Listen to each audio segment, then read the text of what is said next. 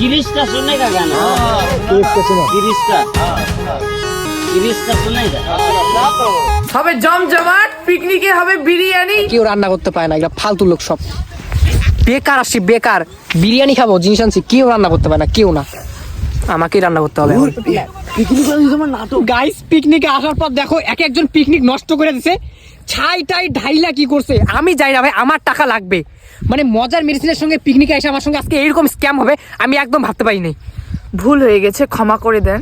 না মানে ক্ষমা ভাই, 150 টাকা দিয়েছি আমি, 150 টাকা ক্ষমা হয় এগুলার? তুমি কিছু বলো। আমি তো বলবোই, আগে তুমি বলো। আমি কি বলবো, তুমি বলো। না না, দুইজনেই বলো।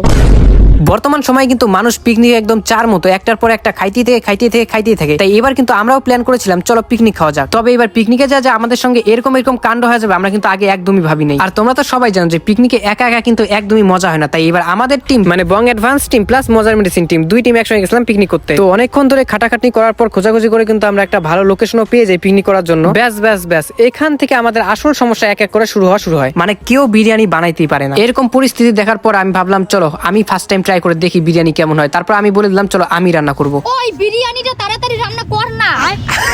বলবো না, খালি ভুল করে মাইয়া মানুষ তো।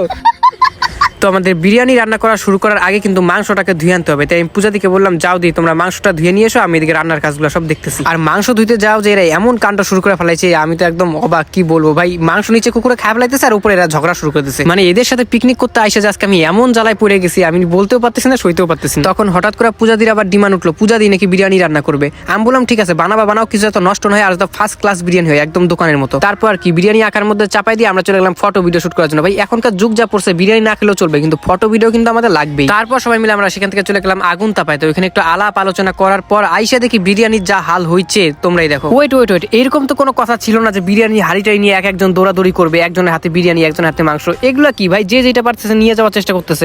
বাট তোমরা আগে এই জিনিসটা দেখো। ওই বিরিয়ানিটা তাড়াতাড়ি রান্না কর না, আমার কিন্তু প্রচুর খিদা পাইছে। বলবো না। গাইস অত উত্তেজিত হওয়ার কিছুই নেই, আমাদের কোনো কন্ট্রোভার্সি বা কিছুই হইতেছে না এখানে। আসলে আমরা এটা করতেছিলাম একটা ফানি ভিডিও শুট, তাই তোমরা হয়তো দেখতে পাচ্ছ কুকুরে মাংস খায় বলতেছে। আসলে কিছুই না, এটা একটা শুট চলতেছে, তাহলে রিয়েল পিকনিকে আমরা এরকম কোনোদিনও করি না। So thanks for watching guys, ভিডিওটা শেষ পর্যন্ত দেখার জন্য। আর হ্যাঁ, ভিডিওটা তোমাদের কেমন লাগলো কমেন্টে অবশ্যই জানাও। আর হ্যাঁ, তোমরা কোথায় পিকনিক খাইলা এটা কমেন্টে অবশ্যই বইলো।